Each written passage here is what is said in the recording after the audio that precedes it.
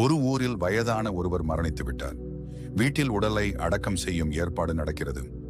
இந்நிலையில் அந்த வீட்டிற்கு ஒருவர் வருகிறார். மரணமடைந்தவர் என் நண்பர். அவர் சிறிது காலத்திற்கு முன்பு 15 லட்சம் என்னிடம் கடன் வாங்கியிருந்தார். இன்னும் திருப்பி தரவில்லை.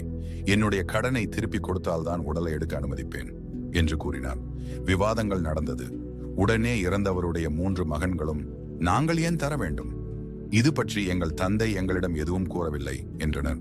சண்டை முற்றிய நிலையில் இறந்தவருடைய மகள் அழுது கொண்டே ஓடி வந்து, இப்பொழுது என் கழுத்தில் காதில் உள்ள நகைகளை தருகிறேன், மீதியை பிறகு தருகிறேன், உடலை எடுக்க விடுங்கள் என்றாள். உடனே அவர், மகளே, நான் தான் உன் தந்தைக்கு 15 லட்சம் தர வேண்டும்.